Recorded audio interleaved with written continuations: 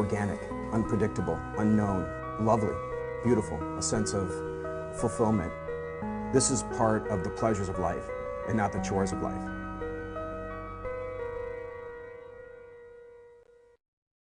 Tonight on Daily Iowan TV, cackling cat calls. University of Iowa students voice their hatred for hecklers. Plus, fallen Prince, a rock icon, passes away.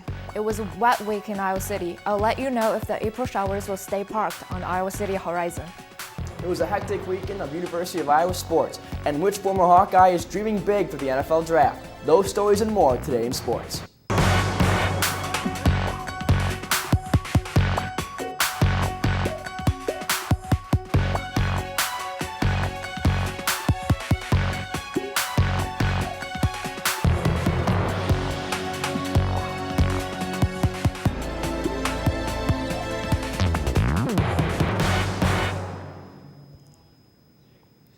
Good evening and thanks for joining us. I'm Cole Johnson. And I'm Maria Palladino.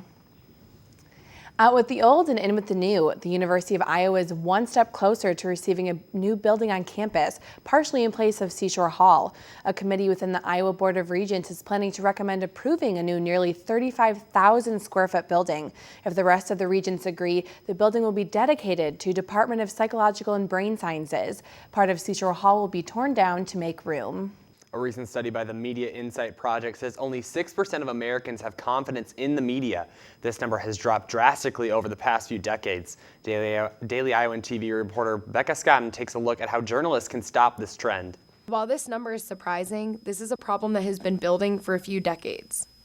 The lack of trust in media began in the 1960s, and it began, strangely enough, when journalists became better educated, they became better writers, they became better journalists. One of the main causes of mistrust often cited by media consumers is their viewpoint that the media is biased. However, not everyone agrees this is necessarily a problem that journalists should have to solve. When you talk about the language of bias, you're implying that there's a position that can be unbiased, and that position doesn't exist. But the big question is it the role of the media to produce unbiased material or the role of the consumer to select credible information? So because there are so many options for media to consume, really I think it's your own fault if you're consuming bad stuff. As mistrust of the media continues to be a growing issue, it may be the job of journalists to get public trust back.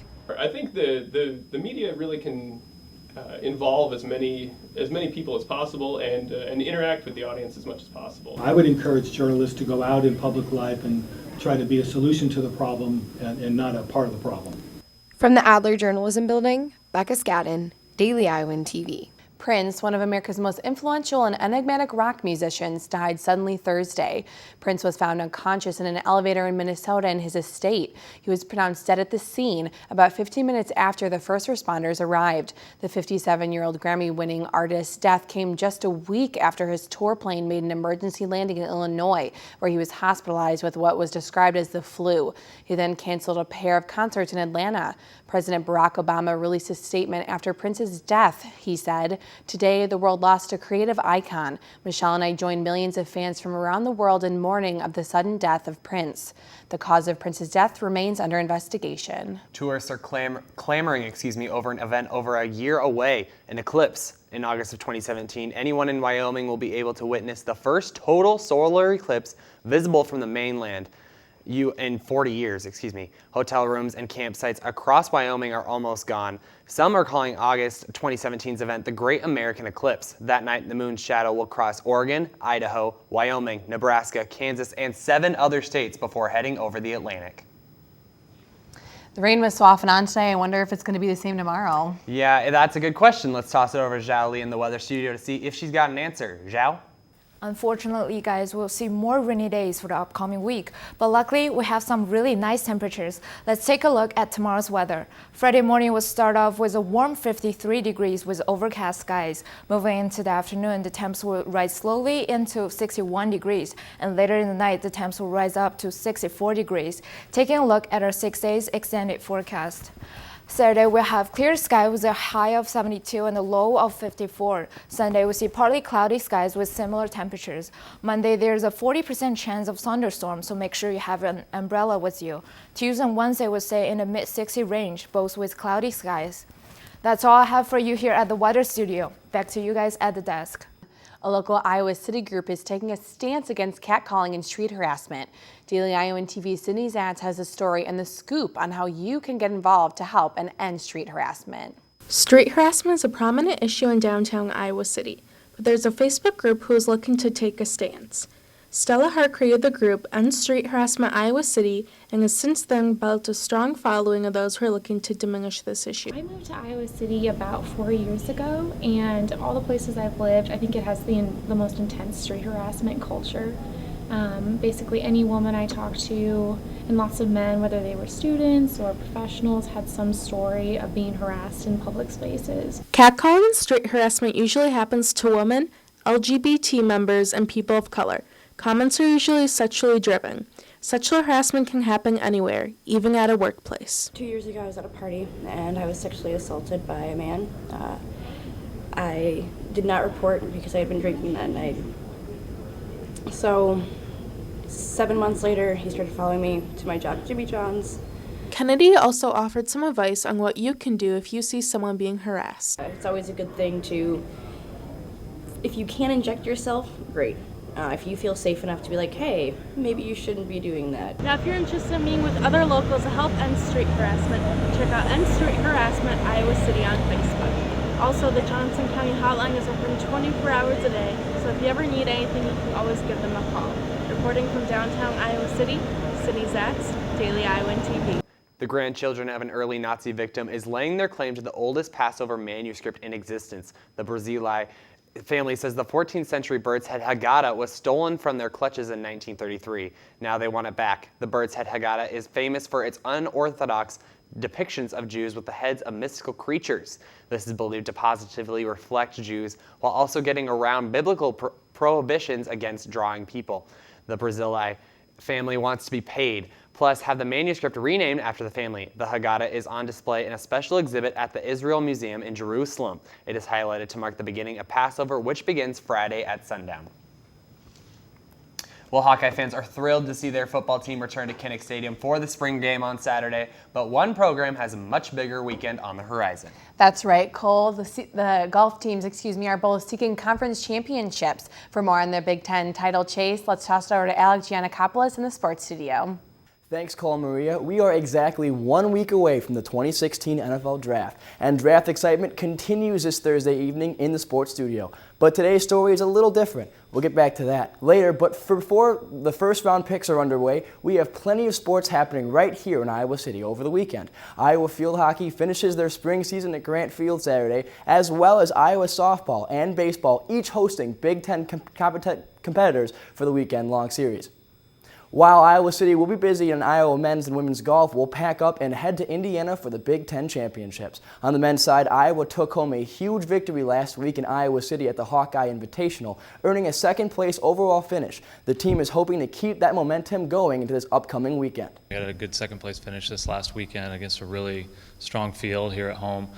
Did something similar last year. We had a really good final round, and it kind of was a springboard towards our first round at the Big Ten Championship, and we led after 18 holes. So I know the guys are kind of eager to get back to Evansville and excited for the challenge this weekend. First and foremost, we just got to kind of take care of ourselves and not really worry about what any other teams are doing. We know that the competition is going to be really strong, but again, we're just going to focus on ourselves and try to control the things that we can control, and we'll be ready to play on Friday. Iowa did bring home a Big Ten champion last season in Carson Schock. The junior is hoping his familiarity with the course will allow him to stay true to his game. Yeah, last year, I got the win at this tournament, my first win of my college career, and it's an unbelievable place. You kind of walk onto the grounds, and it's just a special feeling. I can go back there, the feeling that I've won there before. I know the course pretty well. I hit a lot of good shots there last year, and I can go back there, just feel comfortable knowing that I can play well around there, and that's all I'm going to take into there. I'm not going to expect anything crazy. If I just play well, if I just stay patient like I did last year, I think I can win. As far as the women, they have two potential regional qualifiers in Amy Im and Jessie Sindlinger, making this weekend's competition not only crucial for them, but also for the team as a whole. It's kind of a little cat and mouse game between them, which is fun, just kind of chasing each other around and seeing who can, come out of there with the better week. But they're just such good fans of each other, and so I think that's been really great for our team, and they just have a great mentality that they're just going to go out there and get it done. We'd like to move up for sure in the rankings to get a chance to go to regionals ultimately, and we just have to perform the best we can going into Big Tens. I think I just gotta stay confident. I'm hitting the ball already really well, so working on some putting and cleaning some stuff up, but really excited to get going. 2 top 10 finishes the last 2 weeks give me a lot of confidence too, just going into it, so I'm really excited. The first round for both the men's and women's teams tee off on Friday with the second round on Saturday and the final round on Sunday. The busy weekend continues for Iowa as Iowa football will have their last spring practice inside Kinnick Stadium Saturday at 1 p.m. The Daily Iowan TV sports crew will be at the field for full coverage, so stay tuned for that next week. The NFL Draft, though, is only 1 week away, and the fate of the players is right around the corner. We continue our NFL Prospect Week with a guy who has to wait a little longer for his NFL shot. Taylor Brooks has more. Thanks, Alec. The past year of former Iowa tight end Jake Duzey's life has been a lot of rehabbing, waiting around, and frustration as 2 injuries plague the Michigan native. But the NFL is still the dream. So once 2014 ended, obviously not the way you guys wanted to at the Tax Slayer Bowl, but what was your mindset after that bowl game and then going into your senior season? Like right after the season, what was your mind? As going into that season as seniors, we kind of looked back and said, we need to do something to leave our mark on this team. And we hadn't won a bowl game, and we still didn't win one, but we just knew that we had to step up as leaders and do something different that we hadn't done in the past 4 years. Take me through that first injury. I think it was it about a year ago or was it in the summer? Yeah, it was about a year ago now at the end of spring ball. Just a normal play in the end zone. Went up to catch a ball, and I thought initially someone had just kneed me in the knee. And then I scored a touchdown, so I'd try to get up and celebrate, and my knee gave out, and I realized that something bad happened. What was that exact injury? I tore my patella tendon. Okay. Was there ever a time where you were like, this is the game I'm going to be full force in? Or was it honestly just slowly but surely? Throughout the season, I had hoped to come back in 4 months, and after 4 months, I realized I was a little too fast. So I tried to push through the pain, but I probably pushed through a little bit too much. And then when the bowl game came around, we had that whole month to prepare for it. And I was feeling good and was hoping to get some playing time with Hank and George. And then obviously that first practice in California happened again. So take me through that second injury.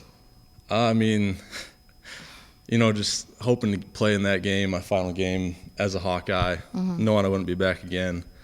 And the coaches, I finally felt kind of like myself again, like I'd be able to go out there and help the team out. And then it happened again, and just, I don't know, just a crazy feeling. Obviously working out, rehabbing, trying to get stronger every single day. Is the NFL still that dream for you? Yeah. I've talked to a couple teams, just seeing how I'm doing, and they said if I can get back to what I was, I have a chance, but it's just a matter of if I can or not. So just trying to figure that out right now.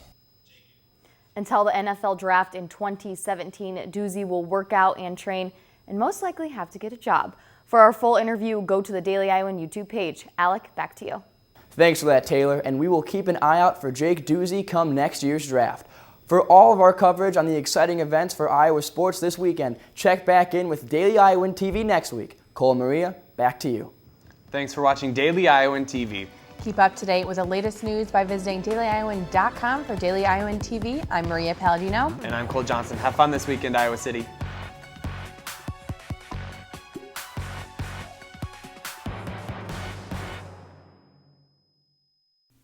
Can't pick up a copy of the Daily Iowan? Are you worried about how you're going to find out about the latest news in Iowa City and the University of Iowa? Well, look no further. You can download the Daily Iowan mobile app on your iPhone for the area's best news coverage. And you can also read and watch us on your iPad.